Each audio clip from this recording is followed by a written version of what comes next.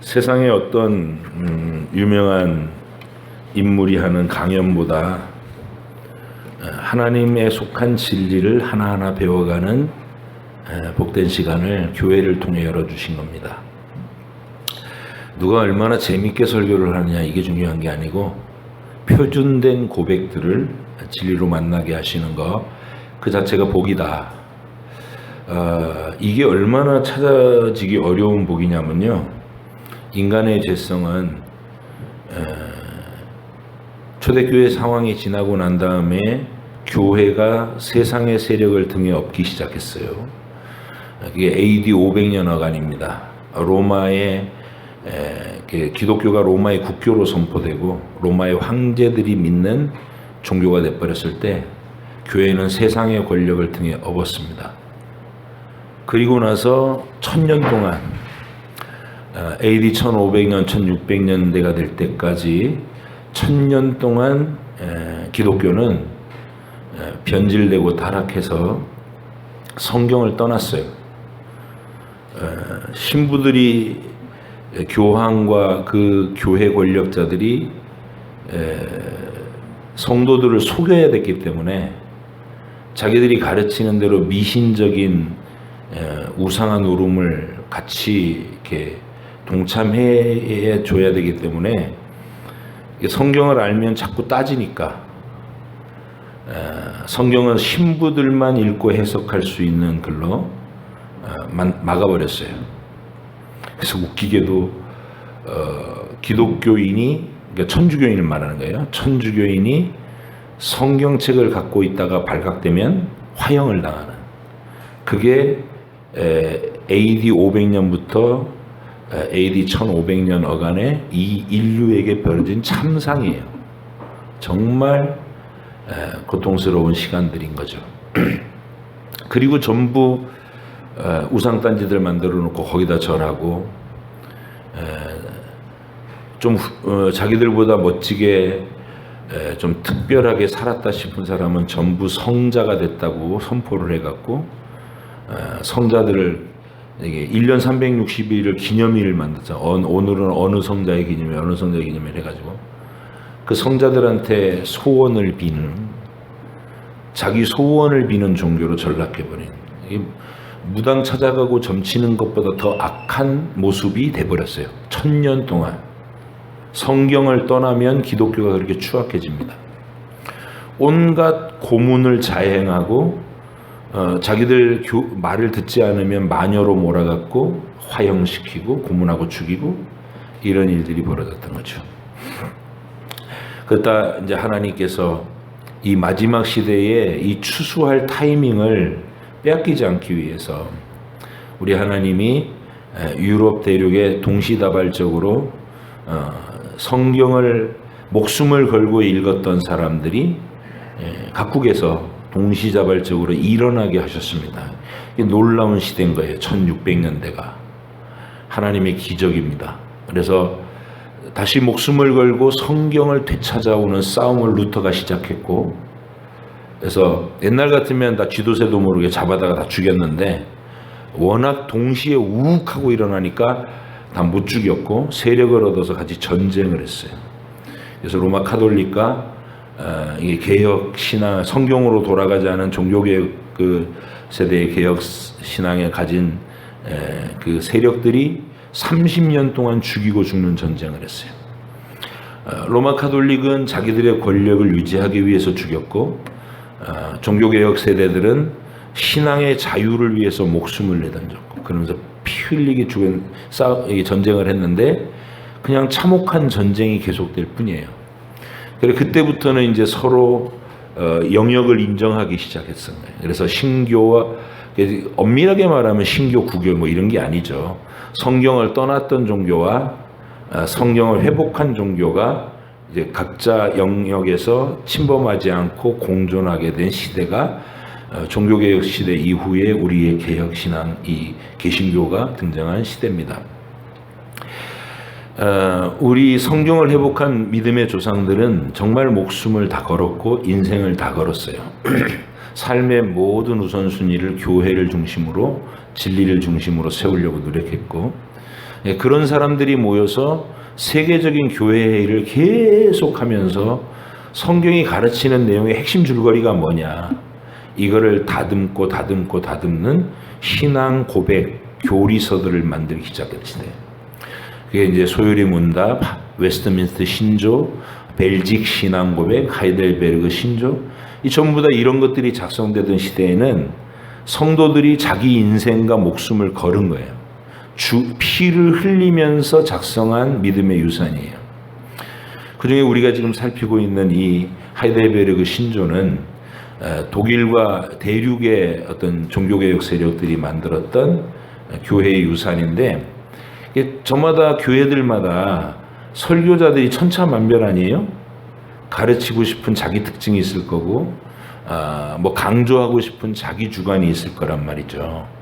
그래서 제목 설교를 하게 하면 어떤 목사는 막 교회를 뭐 숫자를 불리는 데만 막 혈안이 돼가지고 건물 짓고 숫자 불리고 그래서 막 행사만 계속 해가고, 성도들에게 성경을 공급하고 진리를 공급하고 계속 성숙시키고 성장시키고 이런 거 해야 되는데 동원령만 내리는 거야.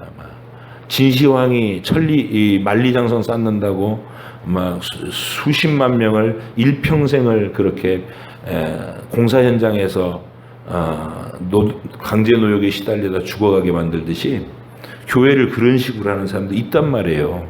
자기 욕심으로, 자기 당대에 자기 이름을 내걸고 자기 권력을 만들기 위해서.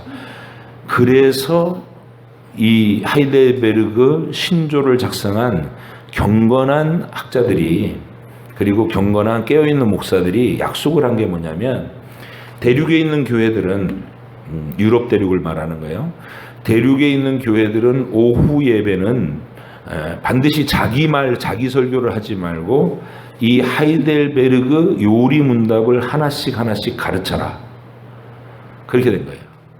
그래서 이 요리 문답은 늘 말씀드리지만 우리의 신앙 고백의 핵심 요점인 사도신경, 그리고 우리의 하나님의 완전한 성품을 계시해 주면서 우리가 그 하나님의 완전한 성품에서 얼마나 멀리 망가져 있고 떨어져 있는가를 알려주기 위한 10계명, 완전한 하나님의 법, 그걸 풀어서 설명해 주고, 그리고 하나님 나라의 비전, 우리는 어느 방향으로 나가서 어떤 나라를 완성할 것이냐, 그 하나님 나라의 비전을 보여주는 주기도문, 이 세 가지 기독교의 보물을 성경에서 추출한 가장 핵심적인 알맹이를 또 상세하게 풀어서 하나하나 단어 하나 문장 하나를 설명해가는 방식으로 요리 문답을 작성한 겁니다.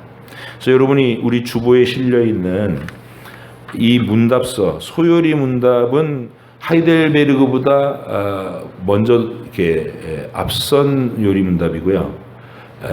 그래서 굉장히 딱딱하고 어려운 반면에 이 하이델베르그 요리 문답은 이 독일 제국의 제후국 중에 한 나라인 프란시스 3세가 자기가 다스리는 영토 내에 있는 자기 국민들에게 어떻게 하면 성경 말씀을 잘 알게 해서 하나님의 복받는 행복한 성도가 되게 해줄까.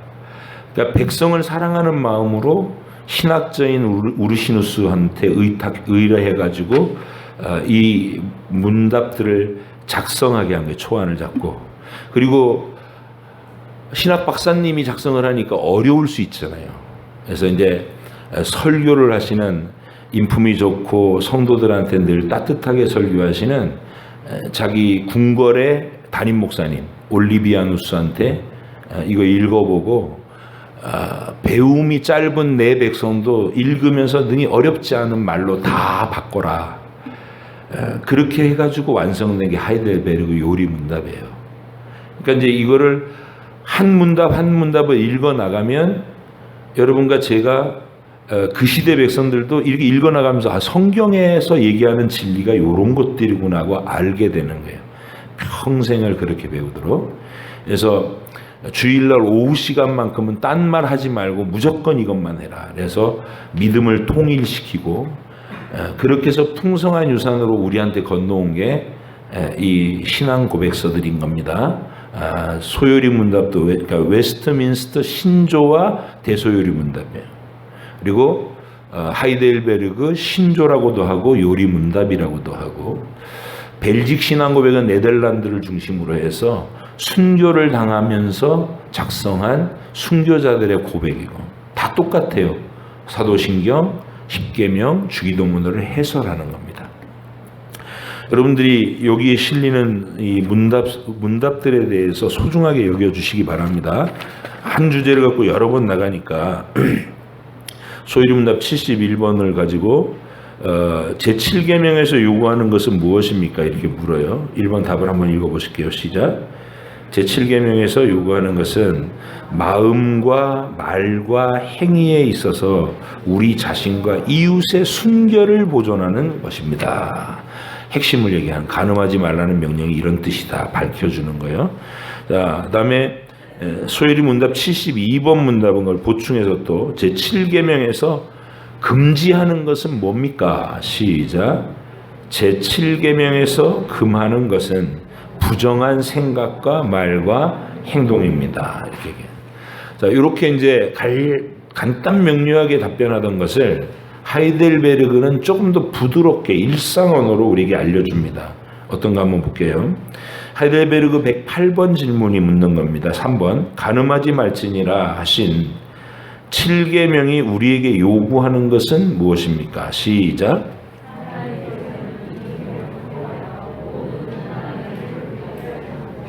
따라서 우리도 그것을 진심으로 미워하고 멀리하며 결혼을 했든지 독신으로 살든지 절제 있고 아름답고 순결한 삶을 살도록 요구하십니다. 그렇지. 그래서 우리 이제 세상 사람들은 전혀 생각하지도 못하는 우리 속에 있는 성이라고 하는 이 실체, 왜 하나님이 우리를 성적인 존재로 만든 거냐라는 거 꼭 아셔야 됩니다. 천사는 성적인 존재가 아니에요. 천사는 남자와 여자가 없어요. 자식을 낳는 일도 없고요. 그들은 그냥 영원히 하나님의 명령에 순종하는 종들일 뿐이에요. 우리는 하나님이 자기를 닮은 존재로 만드셨다는 거예요. 하나님을 닮은 존재. 하나님이 어떤 분이시냐? 하나님 안에 우리 관점으로 하면 세 구별된 위격이 계신 거예요. 구별된 성부 따로, 성자 따로, 성령 따로 계신 개체예요. 그렇게 얘기하면 세 분이라고 해야 맞아요.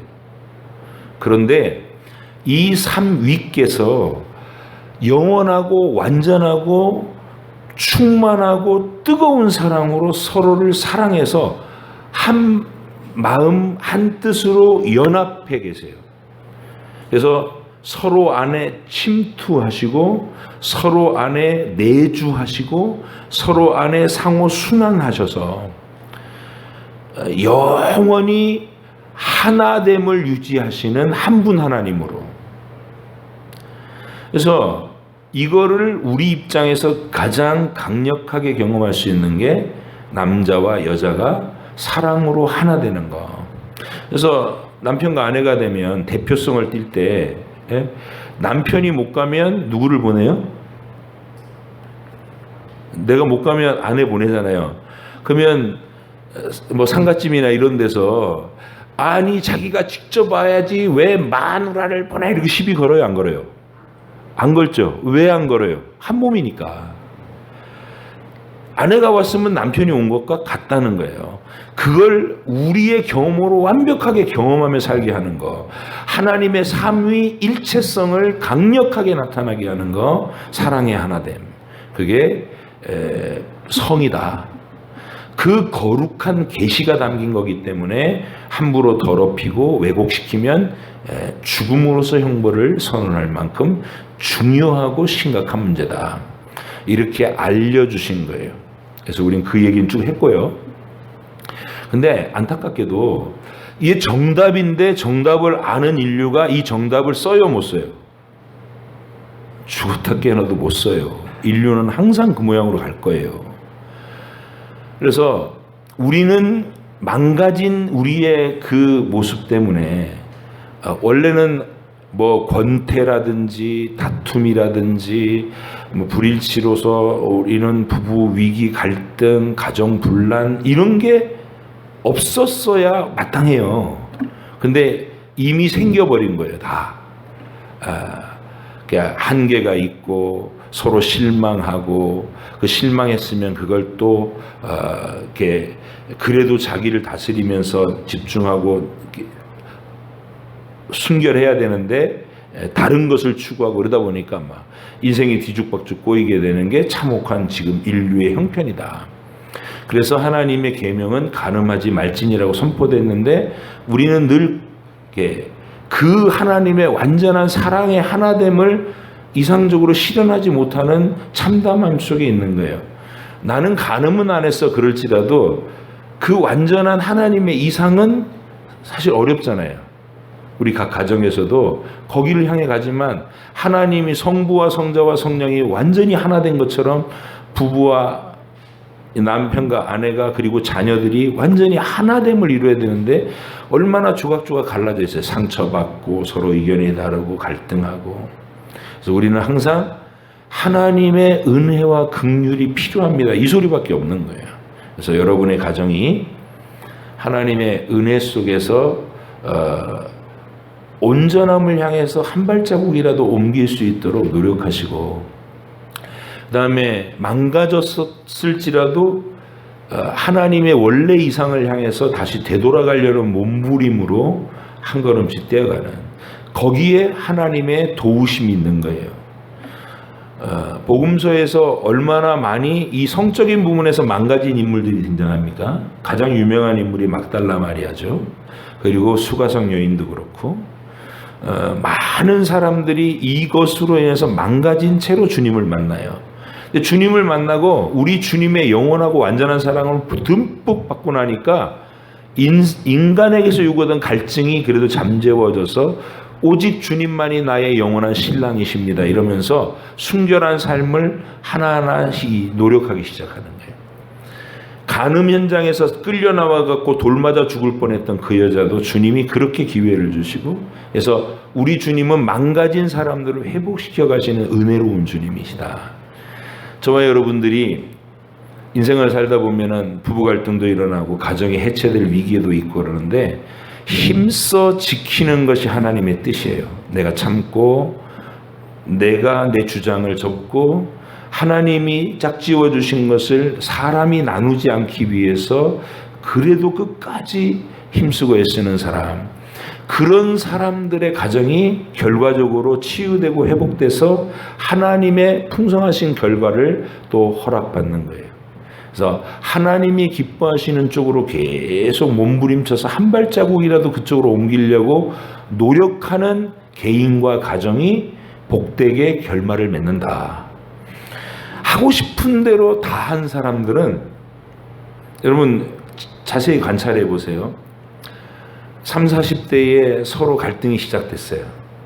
그래가지고 야 우리는 괜히 결혼했나 보다 이렇게 돼가지고 이제 각자 또 다른 대상, 사마리아 여자처럼 나를 만족시킬 다른 대상이 있을까요? 하고 싶은 대로 이제 가정 깨고 자식들 다 상처 주고 그래갖고 막 이리저리 흩어져서 하고 싶은 대로 다 살고 다음에 70대, 80대를 맞이했다.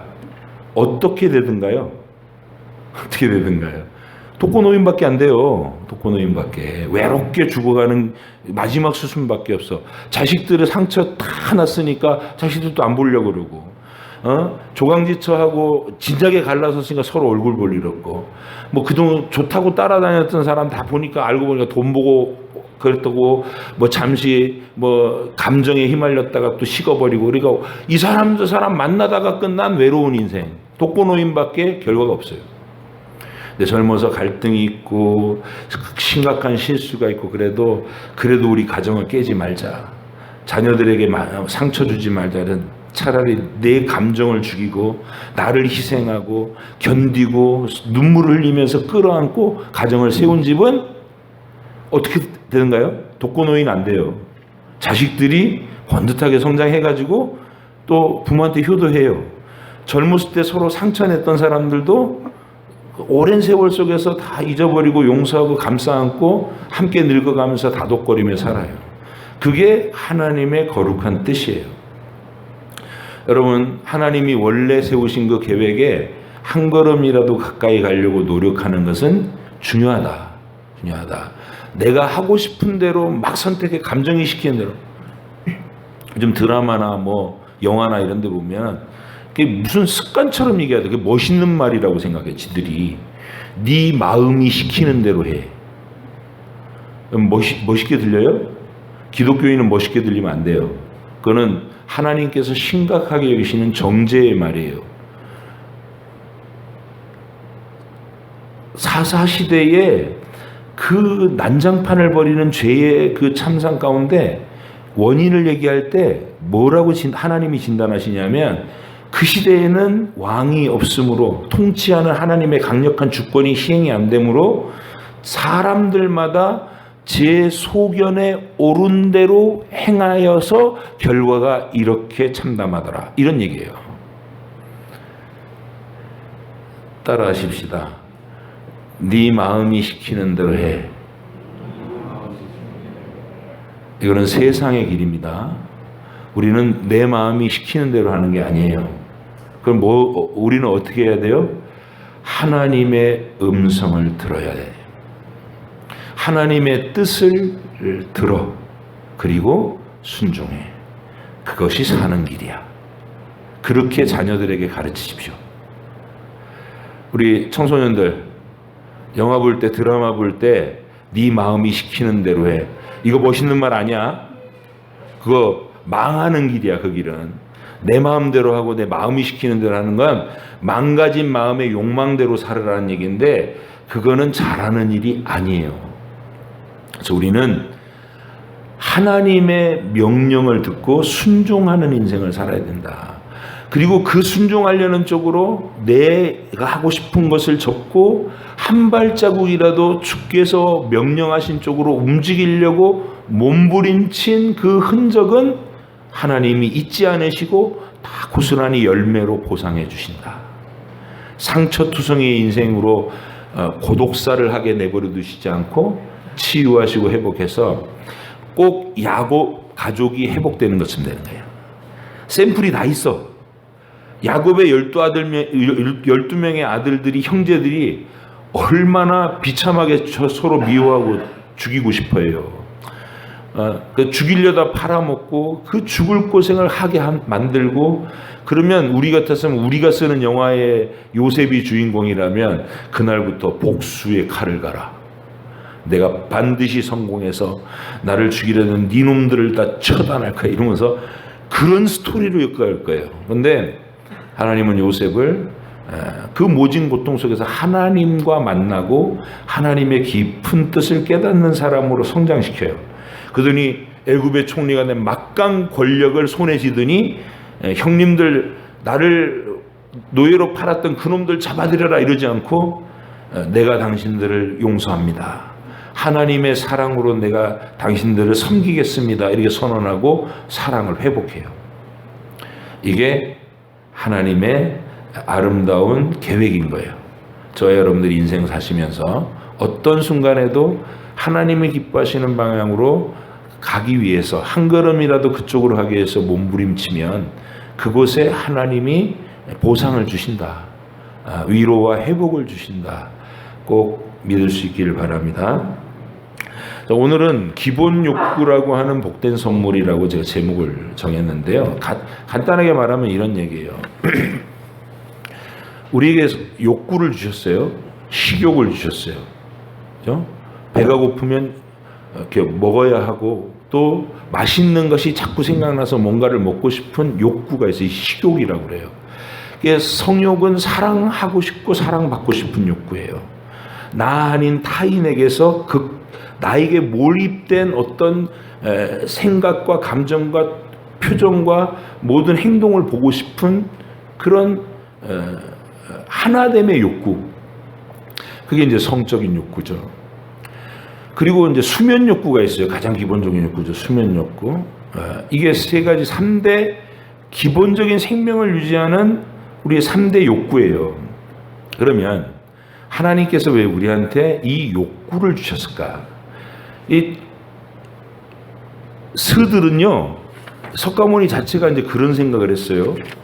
이 세상이 복잡해지는 거는 자꾸 욕심으로 욕망이 있어가지고 그걸로 인연을 맺어가지고 얽히다 보니까 인생이 복잡해지고 사람들이 다 비참한 거다.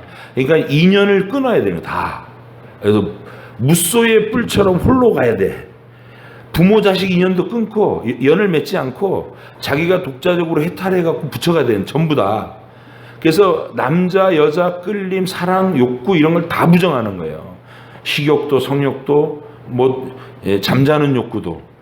보세요, 그 사람들이 하는 거. 결혼 안 하죠? 먹는 거 최대한 절식하죠? 고기는 절대로 안 먹는다고 그러죠? 진짜로 그런지 모르겠는데 그렇게 표방하잖아요. 그리고 잠도 안 자. 누워서 편안하게 앉고 8년 동안 앉아서 이러고 있다는 거예요. 그걸 또 위대하다고 감탄들을 해. 그거는 하나님이 만든 세계를 다 부정하는 거예요. 자기가 하나님보다 더 위대한 해탈의 존재가 되겠다고 교만을 품은 거예요. 우리는 하나님께서 내게 주신 욕구에 대해서 그걸 왜 주셨을까부터 생각해야 돼요. 왜 주셨을까? 죄라는 것은 그 욕구가 죄가 아니고 그 욕구를 하나님이 주신 분량대로 건전하게 사용하지 않고 과도하게 사용하기 때문에 망가지고 더러워지는 거예요. 그래서 욕구 자체는 선한 것이다. 하나님 처음 주실 때.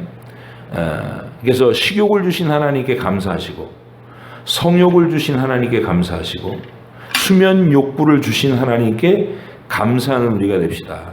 그리고 그 감사하는 마음이 있어야 선하게 사용할 수 있는 지혜도 열려요. 여러분, 음식을 먹는다는 것은 자동차로 치면은 뭘 주입하는 거예요? 연료를 주입하는 거잖아요. 그죠? 근데 하나님이 우리 인간이나 동물에게 이렇게 에너지원을 이렇게 섭취하게 할 때 식욕을 안 주셨다. 식욕을 잃으면 지금 음식이 안 들어가셔가지고 체중이 막 몇 킬로씩 줄으신대요. 지금 코로나 후유증 중에 이 식욕이 사라지는 게. 이 입맛이 살짝만 없어져도 그렇게 막 몸에 축이 날 정도로 결과가 와요. 만약 하나님이 아예 식욕을 안 주셨다. 근데 우리가 에너지는 넣고 살아야 되잖아요. 그러면 식욕을 안 주셨으면 어떤 식으로 살았어야 될 것 같아요? 만약 하나님이 식욕을 안 주셨다면. 생각해 보시오. 여기다 구멍 하나 이렇게 만들어 놓으시고, 주기적으로 구멍을 열어가지고 내 몸에 에너지, 당이 떨어질만 하면 여기다 이제 당 성분, 몇 번 주사기로 이게 당 성분 쭉 집어넣고, 또 몇 시간 지나면 또 이번에는 무슨 단백질 영양소 쭉 집어넣고, 이러고 매일 살았어야 된다고 생각해봐요. 얼마나 힘들겠어요. 여러분, 우리의 에너지원을 먹고 싶은 욕구가 있고 대상이 있게 만들었어요. 얼마나 다양한 채소와 과일과 육류와 먹을거리가 펼쳐져 있습니까? 그거를 다양하게 요리해서 먹고 싶어 하고 먹을 때 즐겁고. 그래서 식사 시간이 부담스러운 사람은 없죠. 적어도 크게 거식증 걸리거나 그러지 않은 사람은 식사 시간은 다 즐거워요. 자, 식욕을 주신 하나님께 찬양합시다. 왜 아멘 안 하셔? 아멘. 성욕도 마찬가지예요. 오늘 생육하고 번성하여 땅에 충만하라 했어요. 근데 성욕이 없다. 우리가. 근데 남자와 여자야. 그러면 자녀를 낳아야 되는데 어떤 식으로 낳아야 되냐. 거기에 생각이 굉장히 복잡하고 머리 지진 날 거예요. 서로 끌림이 있고 서로 매력을 느끼고 함께 있고 싶고 하나 되고 싶고 그러는 가운데서 건강한 결혼이라고 하는 울타리를 튼튼하게 세운 다음에 축복된 새 생명을 잉태하고 그런 자녀를 계속해서 1호, 2호, 3호 낳도록 하신 거. 이게 생육하고 번성하는 축복인 줄 믿습니다. 엄마 아빠가 고생하고 사는 거 보고 나서 요즘은 머리에 이 잔머리 굴린 계산이 그 기본적인 사랑받고 싶고 사랑하고 싶은 욕구를 뛰어넘은 거예요.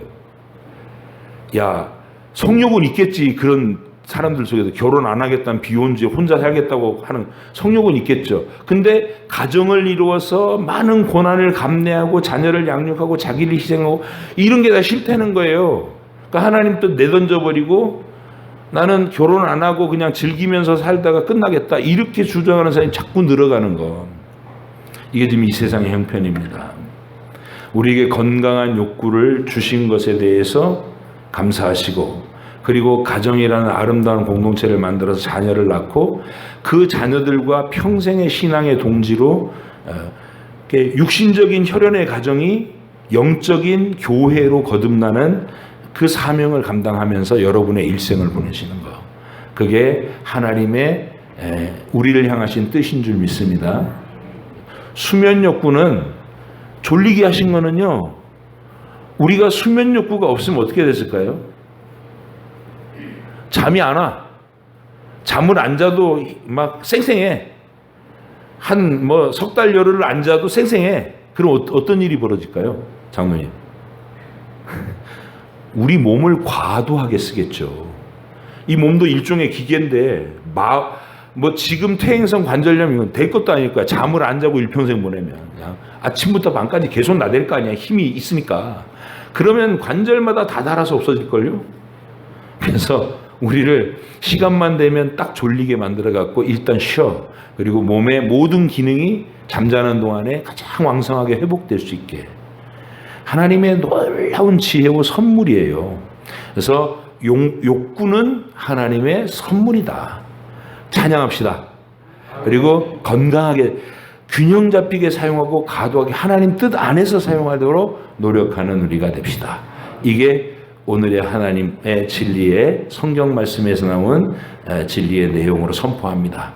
우리에게 3대 기본 욕구를 주신 하나님의 지혜에 찬양하고 감사하고 잘 사용하시는 여러분 되시기를 바랍니다. 기도하겠습니다.